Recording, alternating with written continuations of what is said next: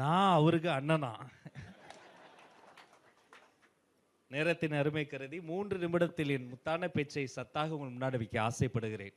மேடையை அலங்கரித்துக் கொண்டிருக்கக்கூடிய அனைத்து அமைச்சர் பெருமக்களுக்கும் அன்பு வணக்கம். சட்டமன்ற உறுப்பினர்கள், பொறுப்பாளர்களுக்கு பாச வணக்கம். அரசியல் பேச விரும்பல. ஏன்னா சனிக்கிழமை தோறும் ஒரு பொலிட்டிக்கல் கிளாஸ் எடுக்கக்கூடிய பொலிட்டிக்கல் மாஸ்டராகவே அன்பு சகோதரர் ஆதவ அர்ஜுன் அவர்கள் பேசிவிட்டார். அற்புதமான பேச்சு. இதெல்லாம் இந்த வீடியோவெல்லாம் நீங்கள் ஆவணமாக எடுத்து நீங்கள் கூர்ந்து பார்க்கணும். தற்கால அரசியல்.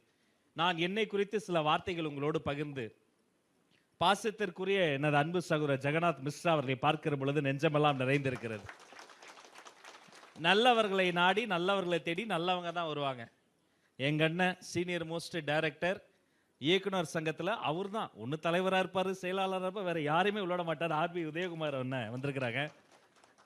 நிறைய அங்கே பாருங்க, எத்தனை பெண்கள், எத்தனை தாய்மார்கள். வணக்கம். அப்படி லட்சுமி கடாட்சமா உட்காந்துருக்கீங்கம்மா, எல்லாரும் சந்தோஷமா. பத்திரிகையாளர் தம்பி விவேக் ஆனநாதன் வந்திருக்கிறாரு. இதெல்லாம் உங்களுக்கு அதிர்ச்சியா இருக்கும். திராவிட பள்ளியிலே படித்து கலைஞர் தொலைக்காட்சியிலே வேலை பார்த்த தம்பி. ஆனால் 16 வருஷம் முன்னாடியே என்கிட்ட வந்து, தம்பி ஒரு வணக்கம் சொல்லுங்க, வாங்க வாங்க, நல்லா கைத்தட்டல் தாங்க. 16 வருஷத்துக்கு முன்னாடி நான் வந்து தமிழ் பேச்சு எங்கள் மூச்சு, நான் அந்த விஜய் டிவியில் போனது அண்ணனுக்கு தெரியும். அப்போ இவரும் ஒரு போட்டியாளர். சும்மா சாப்பிடும் போது நான் வம்பிழுப்பேன். அவர் வந்து ஒரு முழு அணில் எங்கள் எல்லாருக்கும் தெரியும். சும்மா அவனுக்கு என்னப்பா எப்போ பார்த்தாலும் நீ வந்து செல்ஃபோன் ஸ்க்ரீன்ஷாட்லலாம் வந்து தளபதி விஜய் ஃபோட்டோவே வச்சிருக்கிற, நீ பெரியார் பேசுகிற, அம்பேத்கர் பேசுகிற, இந்த மாதிரி விஜய் சார் ஃபோட்டோ வச்சிருக்கிறியே தான் சும்மா வம்பிழுக்கிறது, போட்டு பார்க்கறது. பையன் பேசுவான், அவனுக்குள்ளே இருக்கக்கூடிய அணிலை நான் அப்போ தான் பார்ப்பேன். எந்த விஷயங்களை எல்லாம் தந்தை பெரியாரும் அண்ணல் அம்பேத்கரும் சாத்தியமாக்க வேண்டும்னு கனவு கண்டாரோ, அரசியலுக்கு வர்றதுக்கு முன்னாடியே மக்கள் பணி மூலமா, விஎம்ஐ மூலமா செய்து கொண்டு இருக்கக்கூடிய மாமனிதர் நான் விஜய்னு சொன்ன ஒரு தம்பி இன்னைக்கு நம்ம கிட்ட வந்திருக்கிறார். இஸ்லாமிய தோழர்கள் வந்திருக்கிறீங்க. வயது வித்தியாசம் இல்லாம நீதிபதிகள்ல இருந்து, வக்கீல்கள் இருந்து, டாக்டர்கள் இருந்து, எங்க அண்ணா கமலக்கண்ணன் வந்திருக்கிறாரு. அங்க பாருங்க, தொழிற்சங்க முன்னோடி. இதே மாதிரி பனையூருக்கு ஒரு நாள் நான் பார்வையாளராக வந்தேன். பின்பு பயிற்சி பட்டறை, எல்லாருக்கும் கிளாஸ் எடுக்கிற ஆசிரியராக வந்தேன். பின்பு பேச்சாளராக என்னை மாற்றினார். பின்பு கொள்கை பரப்பு செயலாளர் ஆக்கினார். பின்பு நிர்வாக குழு உறுப்பினராக்கினார். பின்பு மேனிஃபெஸ்டோ தேர்தல் அறிக்கை குழு உறுப்பினராக்கினார்.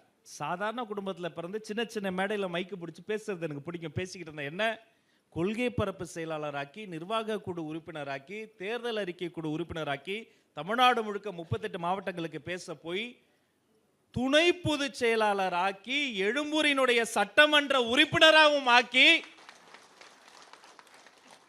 இன்னைக்கு மாண்புமிகு அமைச்சர் ஆக்கியிருக்கிறார்னா, மாண்புமிகு தமிழ்நாடு முதல்வர் சி ஜோசப் விஜய் அவர்களை நம்பியவர்களை கைவிட்டதாக சரித்திரமே இல்லை. உங்க நல்ல காலம் பிறக்குதுங்க. இன்றிலிருந்து உங்க வாழ்க்கை மாறப்போது. உங்க தெரு, உங்க வீடு இருக்கிற தெருவுக்கு இன்னைக்கு சாயந்தரம் போகும்போது 10 பேர் போட்டோ எடுக்க வந்து நிற்பாங்க. இனி நீங்க வீட்டில் நிம்மதியா இருக்கவே முடியாது. எல்லா நிறைகுறைக்கும் உங்ககிட்ட தான் வருவாங்க.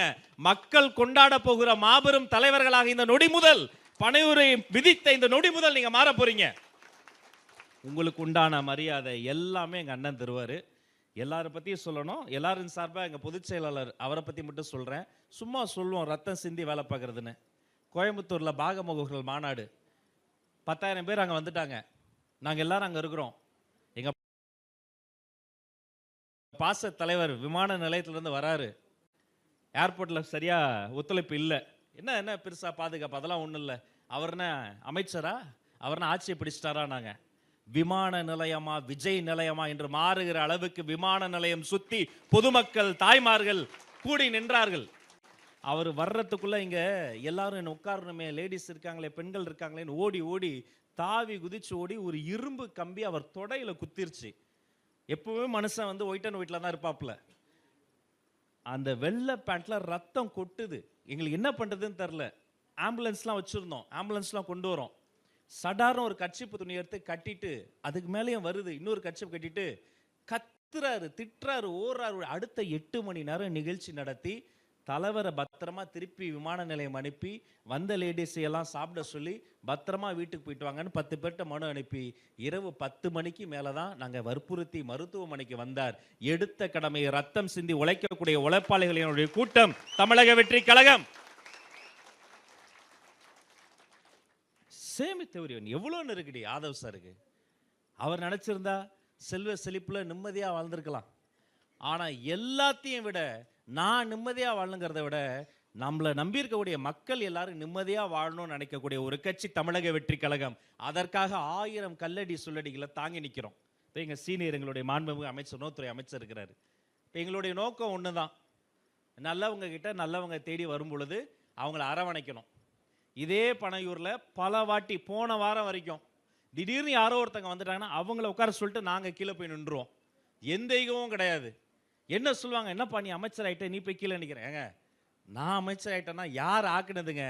சி ஜோசப் விஜய் என்ற மாண்புமிகு முதல்வர் ஒரு மனிதர் தான். அவர் இல்லைனா ஆட்டோ ஓட்டுநர்கள் அமைச்சரவைக்குள்ள வந்திருக்க முடியாது, சாமானியர்கள் வந்திருக்க முடியாது, நாங்க யாருமே வந்திருக்க முடியாது. இன்று நாங்கள் வந்திருக்கிறோம். எங்களை நோக்கி அன்பு தோழர்களை நீங்கள் வந்திருக்கிறீர்கள். நல்லது நடக்கும், நம்பிக்கையோடு இருங்கள். உன்னே உன்னை மட்டும் தூக்கி போட்டுருங்க. என்ன தெரியுமா, நீ பெரிய ஆளா நான் பெரிய ஆளான்ற ஈகோ மட்டும் வேண்டாம். நாம எல்லாரும் பெரிய ஆளு, ஒரே ஆளு. என்ன அவர் இதுன்ட்டாரு அதுன்ட்டாரு, ஒன்றும் கவலைப்படாதீங்க, அவர் பார்த்துக்குவார். என்ன பிரச்சனைனாலும் மனசு விட்டுன்னு சொல்லுங்க. இங்க நீ பெரிய ஆளா நான் பெரிய ஆளாங்கிறதுலாம் கிடையாது. எல்லாரும் ஒரே ஆளு, பிறப்புக்கும் எல்லா உயிருக்கும் நன்றி, வணக்கம், வாழ்த்துக்கள்.